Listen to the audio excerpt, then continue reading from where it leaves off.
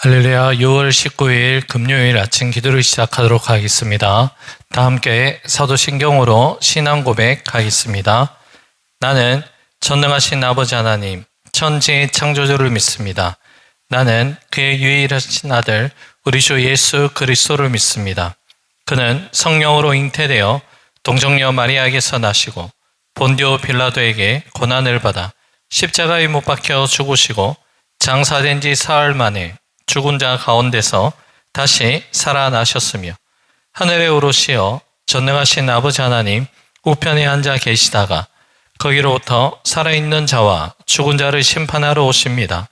나는 성령을 믿으며 거룩한 공교회와 성도의 교제와 죄를 용서받는 것과 몸의 부활과 영생을 믿습니다.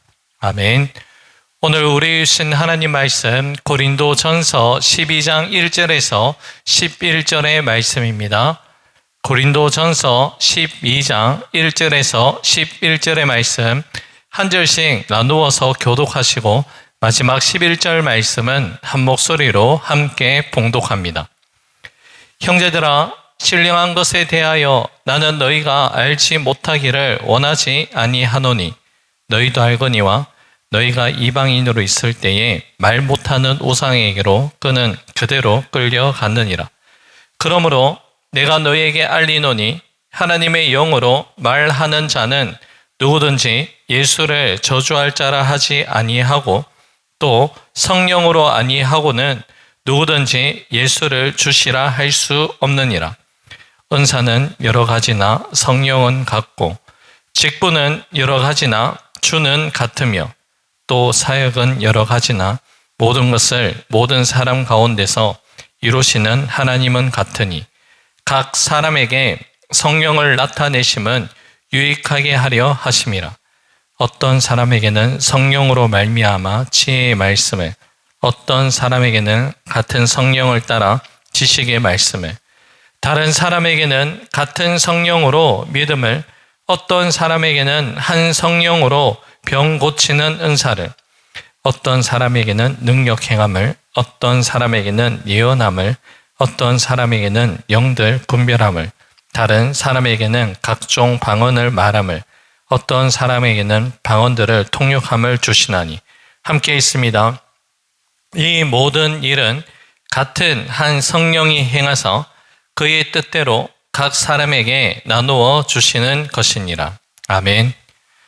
교회가 세상의 다른 모임들과 구별되는 가장 큰 이유는 그것은 바로 완전한 다른 사람들이 모여 한 성령 안에서 한 몸을 이루는 생명 공동체가 바로 가장 큰 특징이라 할 수 있습니다. 교회 공동체의 구성원들을 한번 살펴보시기 바랍니다. 생김새뿐만이 아니라 자라온 배경, 성격, 그리고 각자가 가지고 있는 능력도 모두가 다 다릅니다. 하지만 우리는 예수 그리스도의 십자가의 은혜로 말미암아 한 성령 안에서 주님의 몸을 이루는 지체가 되었습니다.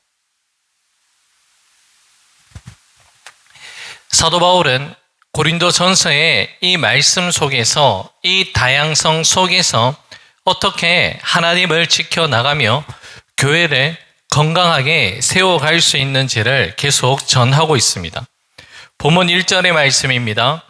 형제들아, 신령한 것에 대하여는 나는 너희가 알지 못하기를 원하지 아니하노니. 사도 바울은 1절에서 신령한 것, 그러니까 성령의 은사에 대해 무지하지 않기를 바란다며 본격적인 말씀을 전하고 있습니다. 고린도전서 12장에서 14장까지 3장에 걸쳐 은사 문제를 깊게 다룬 이유는 당시 고린도 교회 안에 이 은사 문제로 인하여 오해와 갈등이 매우 컸기 때문입니다. 2절 말씀 읽어드립니다. 너희도 알거니와 너희가 이방인으로 있을 때에 말 못하는 우상에게로 끄는 그대로 끌려갔느니라. 아멘. 사도 바울은 고린도 성도들의 과거 이방인 시절의 그 모습을 회상합니다. 당시 고린도 사회는 디오니소스 신을 비롯한 수많은 이방 신들을 숭배하는 그 문화가 만연해 있었습니다. 이방 신전의 제사의식은 종종 이성적인 통제를 잃어버리는 감기 어린 황홀경과 초자연적인 신비한 체험을 동반했습니다. 고린도 교회 성도들 가운데 일부는 이러한 이방 문화에 아직 익숙해져 있어서 교회 안에서도 성령의 역사를 단지 눈에 보이는 초자연적인 현상이나 이성을 잃은 신비적 황홀경만으로 이해하려는 경향이 있었습니다. 그러나 사도 바울은 성령을 받은 증거는 광적인 체험에 있는 것이 아님을 단호하게 증언하고 있습니다. 본문 3절 말씀입니다. 그러므로 내가 너희에게 알리노니 하나님의 영으로 말하는 자는 누구든지 예수를 저주할 자라 하지 아니하고 또 성령으로 아니하고는 누구든지 예수를 주시라 할 수 없느니라. 아멘. 로마 황제 숭배가 당연시 되었던 1세기 로마 제국 시대에 예수님을 주님, 나의 키리오스라고 이렇게 고백하는 것은 결코 쉽고 가벼운 일이 아니었습니다. 유대인들의 눈에 십자가에 달린 예수님은 나무에 달린 자로서 하나님께 저주를 받은 자였고, 헬라인들의 눈에는 십자가 처형을 당한 무력한 죄인에 불과했습니다.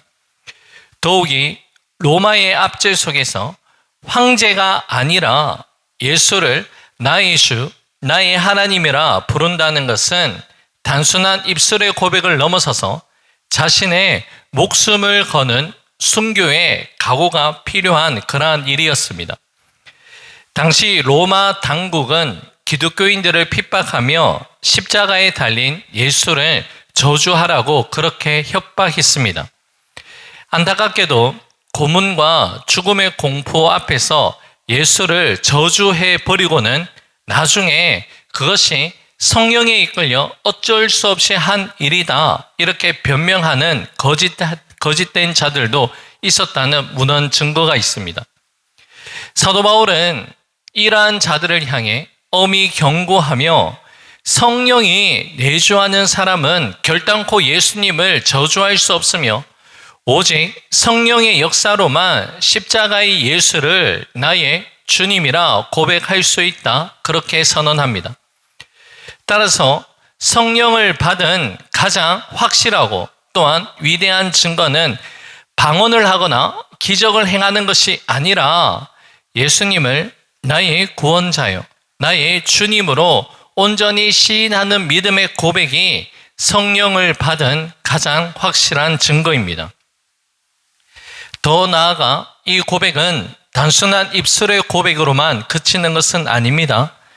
예수님을 나의 주인으로 모셨다는 것은 내 삶의 왕자에서 내가 내려오고 날마다 삶 속에서 우리 주님의 통치와 다스림을 받는 자리로 나아간다는 그런 의미를 가지고 있습니다. 은혜의 그 순간을 넘어서서 매일의 일상의 삶 가운데서 주님 말씀에 순종하며 변화된 그 삶을 살아가는 것, 그것이 바로 성령을 받고 성령 충만한 성도의 모습이라는 것을 우리는 기억해야 됩니다. 사도 바울은 이제 성도들이 각기 다른 은사를 가지고 있음을 인정하면서도 이 모든 것이 한 분 하나님으로부터 나온 것임을 전하고 있습니다. 사도 바울은 4절에서 6절의 말씀을 통해 교회 공동체 안에서 은사도 섬김의 직분도 일하는 방식도 모두가 다 다르지만 그것을 주시고 이루시는 분은 하나님 한 분임을 증언하고 있습니다. 여기에서 본문에서 은사를 뜻하는 헬라어 카리스마는 은혜를 뜻하는 카리스라는 단어에서 파생된 나온 단어입니다. 그러니까 은사는 나의 노력이나 나의 공로로 얻어낸 하나의 훈장이 아니라 하나님께서 우리에게 거저 주신 은혜의 선물이라는 것을 우리는 기억해야 됩니다. 하나님의 그 풍성하신 은혜가 우리 각 사람의 성향과 부르심에 맞게 개별적으로 주어지게 될 때에 그것이 교회 공동체 안에서 은사가 되는 것입니다. 선물로 받은 것이기 때문에 우리는 결단코 우리의 은사를 자랑이나 남의 은사를 비교하고 시기할 수 없다는 것을 우리는 인정해야 됩니다. 8절에서 10절 말씀을 보면 성령께서 주시는 다양한 은사의 그 목록이 기록되어 있습니다. 지혜의 말씀, 지식의 말씀과도 같은 교육적 은사가 있습니다. 믿음, 병고침, 능력 행함과 같은 초자연적인 힘을 발휘하는 은사도 있습니다. 또한 예언함, 영들을 분별함, 각종 방언을 말함과 방언을 통역하는 것 같은 특별한 의사소통의 은사도 있다는 것을 말씀합니다.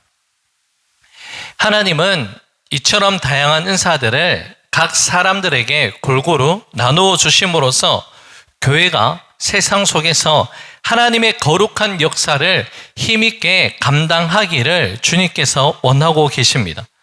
자, 그렇다면 하나님은 왜 이렇게 다양한 은사를 주셨을까라는 이 질문을 우리는 던질 수 있는데요. 그 목적이 7절 말씀 가운데 분명하게 기록되어 있습니다. 7절입니다. 각 사람에게 성령을 나타내심은 유익하게 하려 하심이라. 아멘. 본문에서 유익하게 하기 위함이다. 이 말씀은 개인의 유익이 아니라 교회 공동체 전체의 유익을 뜻하는 그러한 말씀입니다. 우리 각 개인의 은사는 모두 독특하고 참으로 고유합니다. 서로의 다름은 비교나 아니면 우열을 가리기 위한 잣대가 아니라 서로의 부족함을 채워주기 위한 하나님의 완벽한 퍼즐 조각이라는 것을 우리는 잊지 말아야 합니다.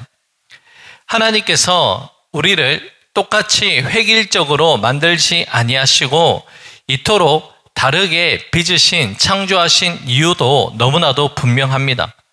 서로가 서로를 필요를 알고 공동체 속에서 서로의 필요를 채워주며 온전한 조화를 이루기 위한 목적이 담겨져 있습니다.